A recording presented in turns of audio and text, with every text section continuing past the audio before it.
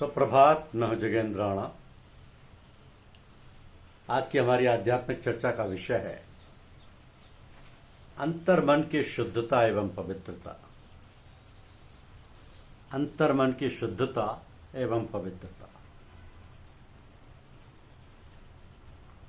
प्रत्येक साधक को अंतर्मन की शुद्धता एवं पवित्रता का उपाय जानना भी आवश्यक है। ये जो हम सत्संग में जाते हैं, पूजा पाठ करते हैं, ईष्ट के बताए हुए मार्ग का अनुसरण करते हैं,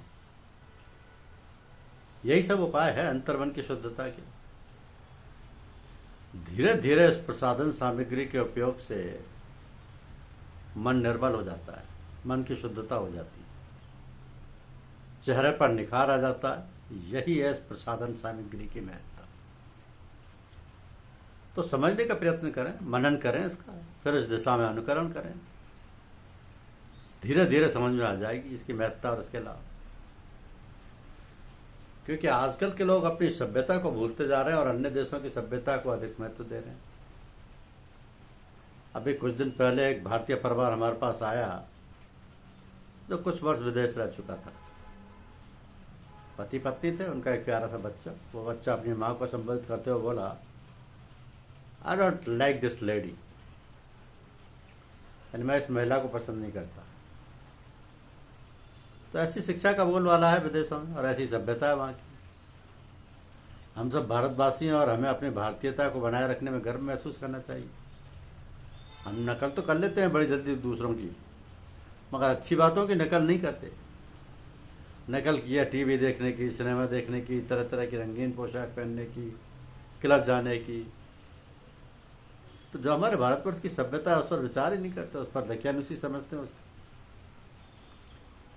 जब हम स्वयं इन बातों की ओर ध्यान नहीं देंगे तब जो संतान हमारी है उस पर भी उसका प्रतिकूल असर पड़ेगा।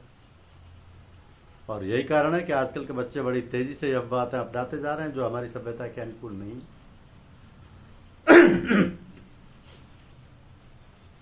तो इसका उत्तरदायित्व किस पर है? संतान पर नहीं। संतान पर बेकार ही दोषारोपण करते हैं। माता पिता को भी अनुशासन में रहना चाहिए। बच्चों के साथ समय समय पर बैठकर उन्हें अपनी बातें समझानी चाहिए। इस प्रकार उनके साथ रहकर संपर्क बनाए रखना चाहिए। उन्हें धार्मिक पुस्तकें जैसे रामायण आदि के कथानकों व वचनों को सुनाना चाहिए। माताओं को इसमें विशेष सहयोग रखना चाहिए। रात्रि में सोते समय बच्चों को आध्यात्मिक कहानियां सुनानी चाहिए। इससे उनके संस्कारों पर असर पड़ता है। उनमें जो सोचने समझने की शक्ति है उसको सही दिशा पर ले जाने में सहयोग मिलता है। तो जरा सोचना चाहिए कि हम अपने बच्चों को जो शिक्षा दे रहे हैं उसका उनके जीवन पर क्या प्रभाव पड़ता है, वह उन्हें किस ओर ले जा रही है। क्या हम अपना कर्तव्य भली भांति पूर्ण कर रहे हैं? वस्तुतः अक्सर लोग जाते हैं, आते हैं और कहते हैं कि हमारा बच्चा मनमानी करता है, कोई कहना नहीं मानता, और भी तमाम तरीके की बातें बतलाते हैं। तो कहने का मतलब है कि जब सही तौर तरीके से रास्ते पर चलना अपने बच्चों को नहीं सिखाएंगे तब फिर बाद में उनके गुमराह होने की पूरी आशंका है। इसलिए सब बातें ध्यान में रखकर ही कार्य करें, तभी अपने परिवार का सुख व शांति बनाए रख सकते हैं। दायित्व आप पर है, जैसा चाहे वैसा रास्ता अपना अपने परिवार के लिए। और हमें याद रखना चाहिए कि शुद्ध, स्वस्थ, सात्विक तथा शिष्ट वातावरण एवं संस्कारों में पले हुए बच्चे ही बड़े होकर परिवार, समाज तथा देश के आदर्श नागरिक बनकर मातृभूमि का मस्तक ऊंचा करते हैं। विश्व में अलग अलग राष्ट्र हैं, प्रत्येक राष्ट्र की अपनी कार्य प्रणाली है, उसकी प्रणाली द्वारा उसका संचालन होता है। भारतवर्ष में लोकतंत्र प्रणाली है, इसके द्वारा नागरिकों के अधिकार सुरक्षित रह रहे हैं। ये व्यवस्था सुचारू रूप से चलाने के लिए केंद्र सरकार बनी। राष्ट्रपति, प्रधानमंत्री, गृह मंत्री, अन्य मंत्री, फिर उनके मंत्रालय, इसी तरह सबका अलग अलग काम बटा है। देश प्रदेशों में विभाजित है और प्रत्येक प्रदेश की पृथक सरकार तथा पृथक राजधानी। अब सब मिलजुल कर इस प्रणाली एवं व्यवस्था को बनाए रखने में सहयोग करते हैं। लोकतांत्रिक शासन में नागरिक संपूर्ण रूप से स्वतंत्र है, परंतु इस स्वतंत्रता का यह मतलब नहीं है कि वह मनमानी करे। और जिसको चाहे मार दें, चोरी करें या व्यभिचार करें। इसी सब की रोकथाम के लिए और अधिकारों को सुचारू रूप से व्यवस्था के लिए एक संविधान के अंतर्गत प्रशासन तंत्र की स्थापना की गई है। तो जैसे दुनिया का शासन चल रहा है, उसी प्रकार का आध्यात्मिक शासन भी है, जो संपूर्ण विश्व के प्रत्येक कार्यकलाप की खबर ही नहीं वरन उचित रूप से उसकी व्यवस्था समय समय पर करता रहता है। अब ये कैसी अनोखी बात लगती है, परंतु यह एक सत्य है। इस संसार में ऋषि मुनि संत महात्मा सदैव होते आए और प्रत्येक क्षेत्र में हमें उनके दर्शन होते हैं। उनके अपने अपने क्षेत्र हैं और उनके ऊपर ये जिम्मेदारी रहती है कि वो अपने क्षेत्र को आध्यात्मिक संचालन द्वारा नियमित करते रहें। ऐसे संतजन परोक्ष रूप में दिन रात अपना कार्य करते रहते हैं और किसी को इसकी खबर भी नहीं होती।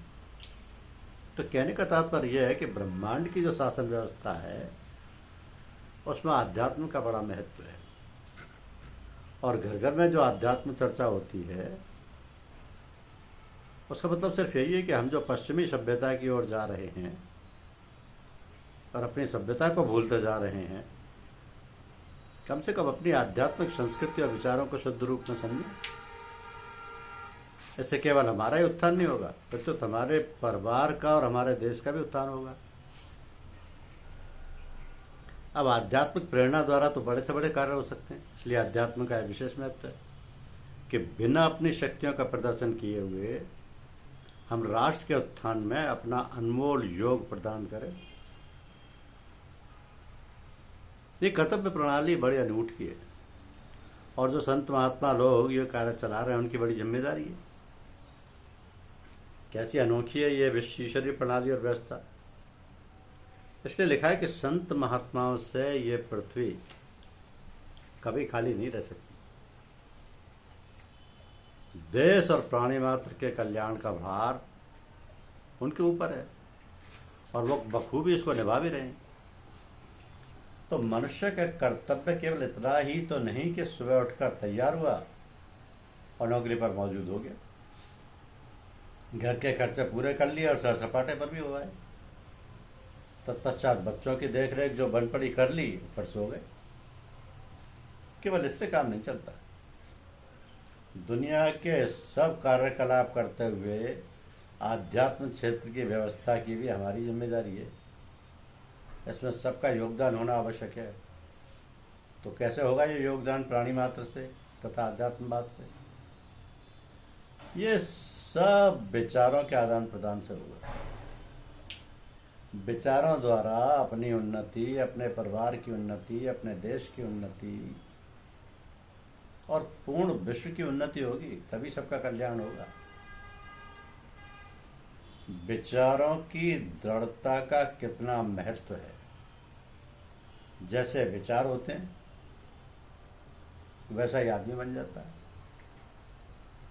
और आध्यात्मिक विचारों वाला मनुष्य केवल अपना रास्ता ही ठीक नहीं करता, बल्कि अपने साथ वालों को भी सही रास्ते पर लगाता है। तभी हो सकता है राष्ट्र का कल्याण और देश की उन्नति। ये समझने की बात है कि आपका पथ प्रदर्शक कटीले और पथीले पथ पर चलकर आपको किस प्रकार का रास्ता चलने को कह रहा है, ये आपको आपका हृदय बतलाएगा। फिर उस पथ पर अग्रसर हो जाना आपका कर्तव्य है। प्रत्येक आध्यात्मिक पथिक को सब प्रकार के द्वंद्वों को छोड़कर अपने कर्तव्य पर आगे बढ़ते जाना है क्योंकि समय कम बचा है और रास्ता बहुत तय करना है। ऐसा करने पर ही हम अपने जीवन के अंतिम साध्य को सिद्ध कर सकते हैं, तो सावधान होकर संसार के व्यवहार, शुद्ध आचार विचार का पालन करो ताकि अधोगति में न जाना पड़े। ये मनुष्य जन्म बड़े भाग्य से मिला है। इस जन्म में यदि आध्यात्मिक कमाई ना की तो जब तक पूजा पाठ भक्ति आदि तन मन से ना किया तो पछताना पड़ेगा। धन्यवाद।